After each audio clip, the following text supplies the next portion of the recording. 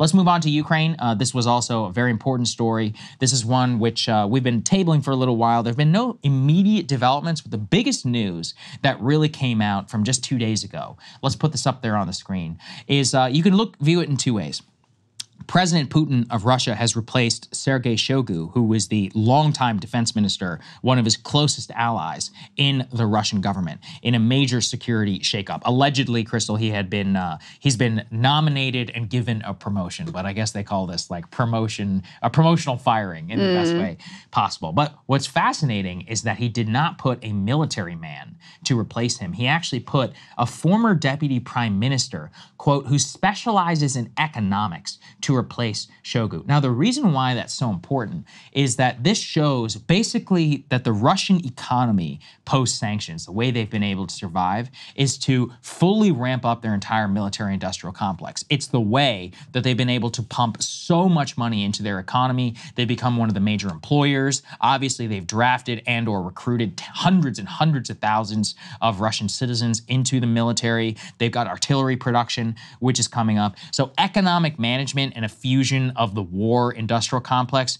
tells us actually that Russia is in a more robust and actually self-sufficient place than it was prior to the war. Sergei's firing really comes on the heels of obviously his failed invasion of Ukraine and some of his embarrassing, it just revealed the oligarchic, corruption that was inherent to the system. Hiring somebody like this, especially on the heels of the many Russian victories recently that have been happening, it tells us where things are going in that they're coming at this from a total position of strength. Their economy is doing better than the Eurozone, according to the IMF, the International Monetary Fund. You've got Putin basically more popular than ever, more of a stronger hold on power. The oligarchs themselves all have not deserted him despite all of these sanctions. And now you're putting somebody, frankly, even more competent who's in charge, which if you think Russia's an adversary, is not necessarily something that you want. So by all means, their military is much more powerful, their new leaders are much more efficient, and they're showing us that their war footing is actually on more of a basis today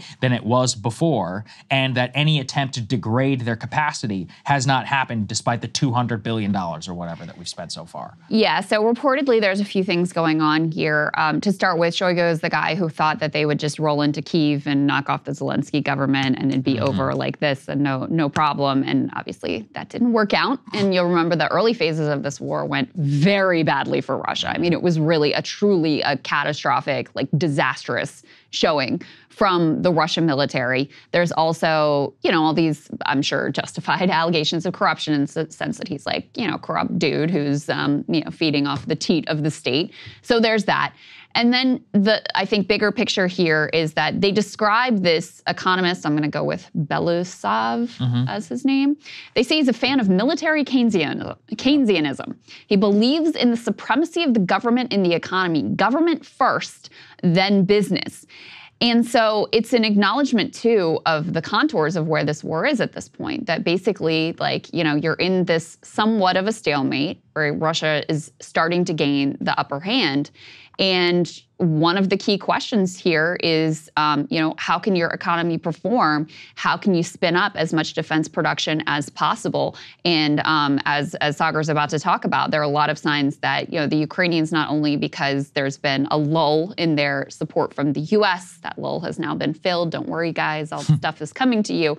But because they have so little of their own defense production capabilities, that, over the long run, if Russia is focused on being able to spin up their own production and using that to bolster their economy and also keep people happy in terms of wages and jobs, et cetera, they're going to be in a much better position. No, and they are in a better position. So let's go to the next part. We've just got sign after sign after sign that this is just catastrophic news at every turn for the Ukrainians. Here we have major offensive in the Kharkiv regions. Quote, according to their own commander, the Russians simply walked in. This is the commander of the Ukrainian Special Reconnaissance Unit who fought in the Kharkiv offensive. And yet, What is he talking about here? He says, quote, now his men are facing the prospects of doing the exact same, walking in all over again, because Russian forces have made small but significant gains right along the border of the Kharkiv region. Their advances, quote, are only a few miles deep, but have swallowed up nearly 100 kilometers already of Russian territory, and that in the more heavily defended east of Ukraine, it has taken Russia months to achieve the same. So they're trying to consolidate as many of their gains as possible before major aid begins to flow from the West. But even if the aid does begin to flow, you're going to see that the Russians have really mastered of attritional warfare on the ground. They know what they're doing now at this point. Let's put this up there. For example, Russia's bombardment of Ukraine is more lethal than ever. And what you see is that the Russians have now had 2 years to test NATO missile defense systems and ones that the Ukrainians have, and have developed custom strike packages that are maximized penetration, and so that they can hit all of the targets that they want. They say in the past 6 months, Ukraine has intercepted only 46% of Russian missiles, compared with 73% in the preceding 6 months before. The interception rate has fallen to 30% now, and the interception rate for these long-range Iranian drones has fell 1% to 82% in the past 6 months. So drones, remain relatively easier for them to shoot down. They seem to have mastered that. But missiles, which are, frankly, something that Russians, any highly advanced nation state, would be able to develop, has largely been able to use and employ them. And it's something that the Ukrainians themselves have been one of the biggest strategic problems for them that is happening on the ground. I would also show you this, a very recent interview with the Ukrainian, a top Ukrainian general, General Sbitsky. This is from The Economist. I'll read you directly what he has to say. He does not see a way for Ukraine to win the war on the battlefield alone, even if it were able to push Russian forces back to its borders. Quote, an increasingly distant prospect, it wouldn't end the war. Such wars can only end with treaties, he says. Right now, both sides are jockeying for the most favorable position ahead of potential talks. But according to him, meaningful negotiations can begin only in the second half of 2025 at the earliest. He says by then, Russia will be facing serious headwinds because their military production has expanded, but it will reach a plateau by early 2026 due to shortages in material and engineers. Frankly, this is all cope and it's BS. Their artillery production, all of their military production has no signs that it's going to plateau anytime soon. If anything, they're making exponential gains year over year. And Krystal, if they're going to admit that even if they were to achieve their so-called military objective and push the Russians all the way back to their borders, that they still wouldn't win the war, then what are we doing here? Why are we spending all of this money? Except, increasing the risk of nuclear war and or a serious problem in Eastern Europe, which is the last thing that we all need right now. I mean, I can tell you what we're doing. It's just pushing the problem off to, after the election and pushing it, kicking the can down the road because there's no real possibility of ending the war at this point. There's, no effort to secure some sort of negotiation.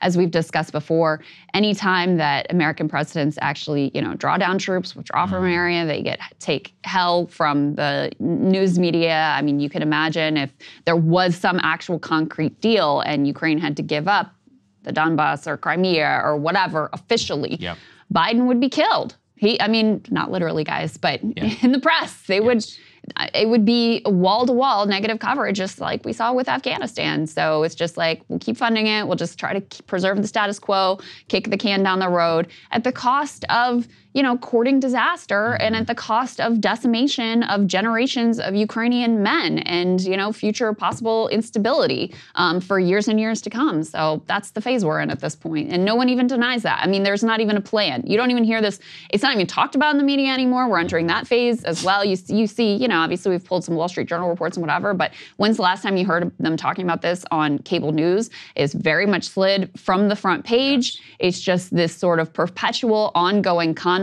that they're working hard to push to the back of Americans' memories and, attention span, and hope that something undefined potentially one day changes. Absolutely. And last but not least, just to highlight why this remains dangerous, let's put this up there.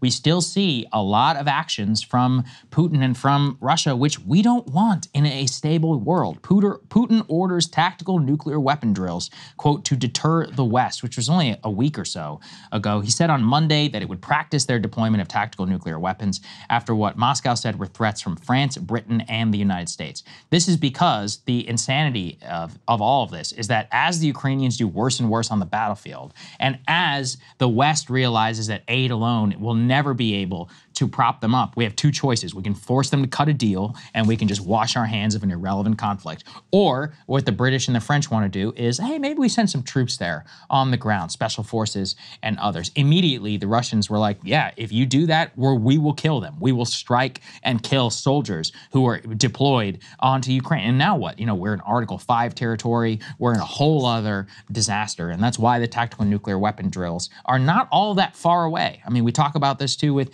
Israel and Iran. Just because it didn't go hot that one time, it's just all about tension and tension and tension. When you read history, it's very rare that a single event just happens in a vacuum. It's easily predictable if you go back and you look at all the signs, some of which can take years. I mean, 10, 15 years of tension and buildup and all that before something eventually explodes. So recency bias is far too high. This is still a very, very dangerous conflict that's happening. That's absolutely the case. Hey guys, if you like that video, go to breakingpoints.com, become a premium subscriber, and help us build the best independent media organization on the planet. That's right. We're subscriber funded. We're building something new. We want to replace these failing mainstream media organizations. So again, to subscribe, it's breakingpoints.com.